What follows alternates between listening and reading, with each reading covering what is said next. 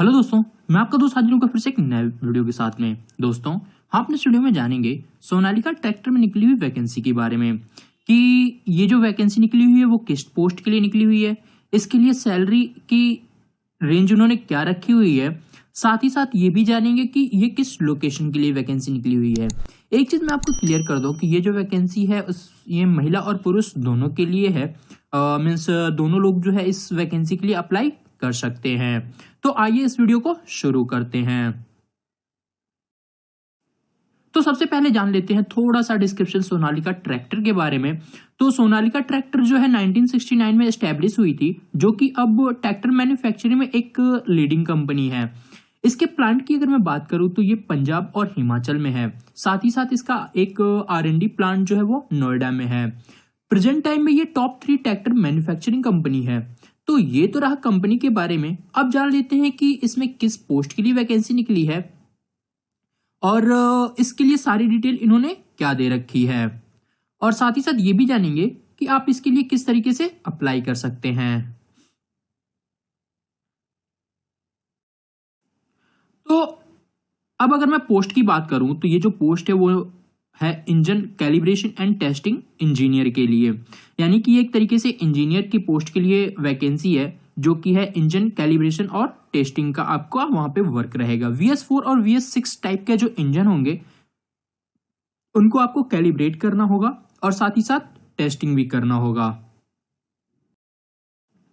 अब अगर मैं जॉब हाईलाइट की बात कर लूं कि इस जॉब के लिए जो मेन पॉइंट है वो क्या है, तो must have strong understanding of engine map.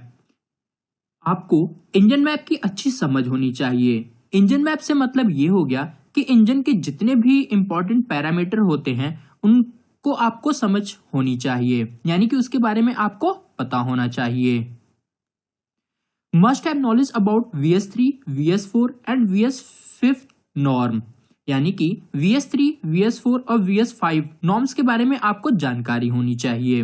यानी कि इसके क्या रूल रेगुलेशन है, क्या गवर्नमेंट के थ्रू जो भी चीजें मतलब जो भी रूल रेगुलेशन बनाई जाती हैं VS3, VS4 और VS5 इंजन के लिए, उनके बारे में आपको अच्छी समझ होनी चाहिए।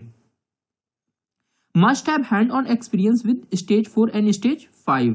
इसका मतलब ये हो गया कि स्टेज 4 और स्टेज 5 का जो है आपको वर्किंग एक्सपीरियंस होना चाहिए, और गुड हैंड और नॉलेज विद CRDI इंजन। इसके साथ ही साथ आपको CRDI engine means common rail direct injection का अच्छा ज्ञान होना चाहिए। तो ये तो रही इस जॉब की मेन हाईलाइट, यानी कि जॉब हाईलाइट जो इसके कुछ मेन पॉइंट थे उसके बारे में। अब हम जान लेते हैं जॉब डिस्क्रिप्शन के बारे में कि इस पोस्ट से रिलेटेड क्या क्या जॉब डिस्क्रिप्शन दी गई हैं। तो good hand on knowledge with CRDI engine, यानी कि CRDI इंजन के बारे में आपको अच्छा नॉलेज होना चाहिए। Hand on experience with calibration with INCA tools, यानी कि INCA टूल्स के साथ कैलिब्रेशन का अच्छा ज्ञान होना चाहिए। INCA की अगर मैं बात करूं तो ये एक प्रकार का सॉफ्टवेयर टूल है जो व्हीकल में इलेक्ट्रॉनिक कंट्रोल के diagnostic, calibration, measurement of efficient environment और ऑटोमेटिव स्पेसिफिक प्रोवाइड करता है। Must have strong understanding of engine map. Engine map की अच्छी समझ होनी चाहिए। Must have knowledge about VS3, VS4 and VS5 norm. VS3, VS4 और VS5 नॉर्म्स की अच्छी समझ होनी चाहिए। Must have on experience with stage 4 and stage 5। Stage 4 और स्टेज 5 का hand experience means working knowledge होना चाहिए, मीन्स आपने इस पे काम कर रखा हो।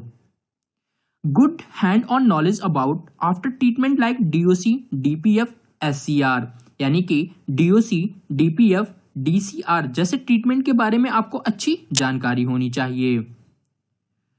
गुड नॉलेज अबाउट कंबक्शन, और कंबक्शन के बारे में आपको अच्छी जानकारी होनी चाहिए। यानी कि जो इंजन कंबक्शन होता है उसके बारे में आपको अच्छी तरीके से नॉलेज होनी चाहिए। अब अगर मैं बात करूं रोल की, तो आप एज अ प्रोसेस इंजीनियर जो है इस कंपनी को ज्वाइन करेंगे। इंडस्ट्री टाइप की बात करूँ तो ये एक ऑटोमोबाइल इंडस्ट्री है, और अगर डिपार्टमेंट की बात करूँ तो आप R&D डिपार्टमेंट को ज्वाइन करते हैं। साथ ही साथ ये जो जॉब होने वाली है वो एज अ कंपनी रोल, यानी कि फुल टाइम जॉब होने वाली है, एज अ परमानेंट आप इस कंपनी को ज्वाइन करते हैं। अब अगर मैं बात करूँ रोल कैटेगरी, तो जैसे कि मैंने बताया ये as a engineer and manufacturing आपकी जो रोल कैटेगरी रहेगी वो रहेगी। और एजुकेशन की अगर मैं बात करूँ कि इन्होंने एजुकेशन क्या मांग रखा है, तो मिनिमम एजुकेशन आपके पास बीटेक होना चाहिए, या फिर बीई होना चाहिए, वो भी ऑटोमोबाइल से होना चाहिए, या फिर मैकेनिकल से होना चाहिए। साथ ही साथ पोस्ट ग्रेजुएट भी होंगे तो मतलब चलेगा, यानी कि मिनिमम क्वालिफिकेशन तो बीटेक होनी ही चाहिए। इसके साथ ही साथ अगर आप एमटेक हैं तो भी आप अप्लाई कर सकते हैं इस पोस्ट के लिए। और कुछ की स्किल इन्होंने दे रखी है, यानी कि आपको इंजन के बारे में पता होना चाहिए, साथ ही साथ CRDI के बारे में पता होना चाहिए, और कैलिब्रेशन किस तरीके से करते हैं इसके बारे में आपको मस्ट नॉलेज होनी ही चाहिए। तो मैं आपको एक चीज कहूंगा कि अगर आप इस पोस्ट के लिए अप्लाई करते हैं तो इन चीजों के बारे में आपको अगर नॉलेज है तो ही आप अप्लाई करें, तो आपका रिज्यूम सिलेक्शन के चांसेस ज्यादा बढ़ जाते हैं। अब अगर एक्सपीरियंस की बात करूं कि इन्होंने कितने साल का एक्सपीरियंस मांग रखा है, तो मिनिमम एक्सपीरियंस इन्होंने 3 ईयर का मांग रखा है, और मैक्स एक्सपीरियंस जो है वो 8 ईयर का है। सैलरी इन्होंने डिस्क्लोज नहीं कर रखी है, यानी कि जब आप इंटरव्यू देते हैं तो उस टाइम पे आपकी सैलरी का डिस्कशन इनके साथ में होगा।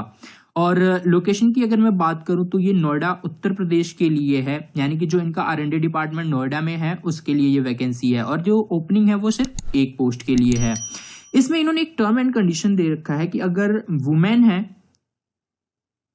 तो वो भी अप्लाई कर सकते हैं, और हो सकता है कि वो उनको प्रिपेयर भी करें।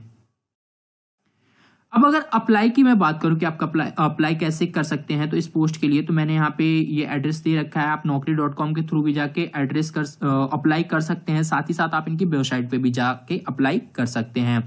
मैं ये एड्रेस जो है यहाँ नीचे डिस्क्रिप्शन में दे दूंगा, जहां से क्लिक करके आप डायरेक्ट जो है इस पोस्ट के लिए अप्लाई कर सकते हैं। मिलते हैं आपसे नेक्स्ट वीडियो में एक नेक्स्ट टॉपिक के साथ में, तब तक के लिए जय हिंद।